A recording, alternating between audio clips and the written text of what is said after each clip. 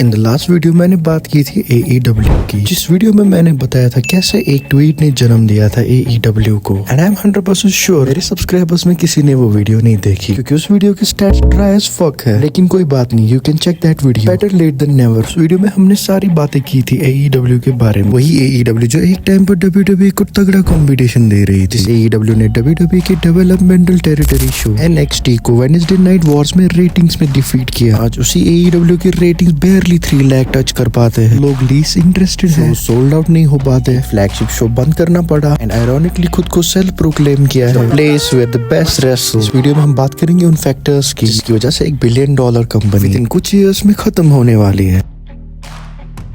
Back in 2019 जब AEW ने debut किया था, सबको लगा था कि नया अल्टरनेटिव मिल गया है रेसलिंग कम्युनिटी को, एंड कुछ हद तक के लिए सही भी प्रूव हुआ। आई मीन उस टाइम WWE बहुत ही ज्यादा बोरिंग हो चुकी थी एंड WWE के कंपैरिजन में AEW वाज रिफ्रेशिंग। AEW ने बहुत सारे लेजेंड्स को हायर किया था along with new fresh talent. Indie superstars like Darby Allin, MJF, Jack Perry and Sammy Guevara. इन 4 सुपरस्टार्स को AEW का 4 पिलर्स कहने लगे and they were meant to be the next big thing for AEW। इन चारों में से सिर्फ MJF को अभी तक वर्ल्ड चैंपियन बनाया गया, क्योंकि रेसलिंग स्किल्स के साथ साथ MJF है charismatic on microphone. I mean MJF के पास है माइक स्किल्स जो उनको डिफरेंशिएट करती है बाकी 3 रेसलर्स। एंड माइक स्किल्स के बिना चाहे रेसलर कितना भी एथलेटिक हो रिंग में, तो वो रेसलर बहुत ही ज्यादा स्ट्रगल करता है टू रीच द टॉप। इसीलिए MJF के बगैर जो 3 सुपरस्टार है अब बस सिर्फ मिड कार्डर बन के रह चुके हैं। सो हम इन शॉर्ट में ये कह सकते हैं कि 4 पिलर्स ऑफ AEW फेल्ड।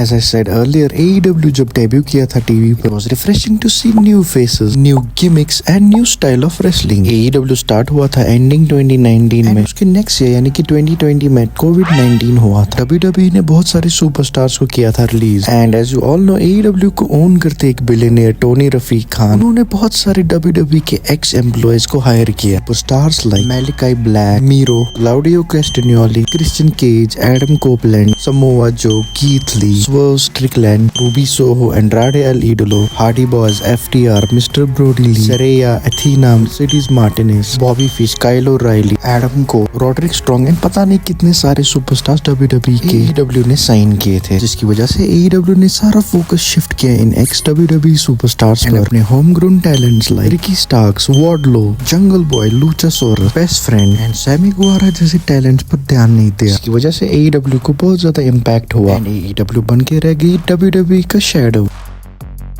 एक इम्पॉर्टेंट फैक्टर जिसकी वजह से AEW fans lost their interest, क्योंकि बहुत सारे मेन सुपरस्टार्स की इंजरीज हुई थी एक ही टाइमलाइन में, like Kenny Omega suffering from diverticulitis. इसके अलावा पार्स Robinson, Adam Cole, Jamie Hayter, Rey Fenix, Sammy Guevara, Kyle O'Reilly and many superstar एक ही टाइमलाइन में इंजर्ड हुए थे। सो AEW को बहुत सारे स्टोरी लाइन्स को चेंज करना पड़ा एंड ये बात फैंस को पसंद नहीं आई and they lost their interest.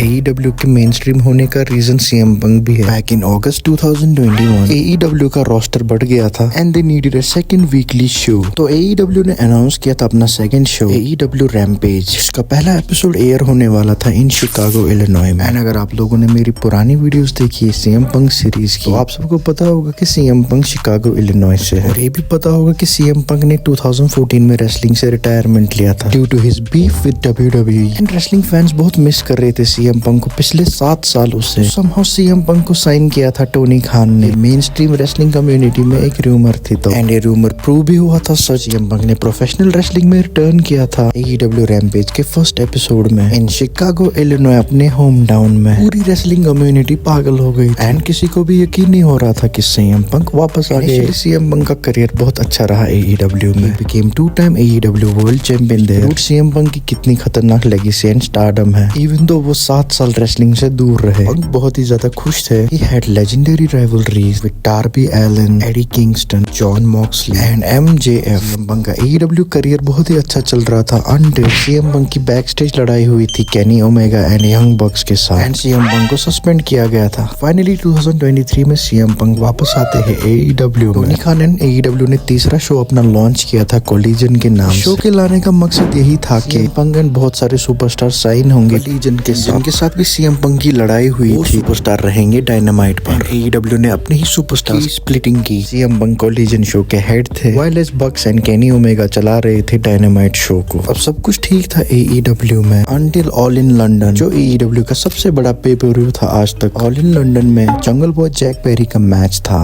Hook के साथ फॉर FTW चैंपियनशिप। मैच के दौरान हुक स्लैम करते जैक पेरी को विंडशील्ड ऑफ अ कार, जिसको करने से सीएम पंक ने मना किया था जैक पेरी को। प्लस जैक पेरी मॉक कर रहे थे सीएम पंक को। क्राइमिया रिवर पंक को बहुत गुस्सा आया था। बैक स्टेज में बहुत बकवास हुई थी Jack Perry and CM Punk के बीच में। पंक ने चोक किया था जैक पेरी को, छुड़ाने में मदद किया समोआ जो एंड बाकी ऑफिशियल्स ने। बहुत ही खतरनाक कंट्रोवर्शियल मोमेंट था सीएम पंक के करियर का, क्योंकि इस कंट्रोवर्सी के बाद सीएम पंक को AEW से निकाला गया। टोनी खान ने एक आइकॉनिक लाइन बोली थी, that was stupid and childish. My life was in danger at a wrestling show.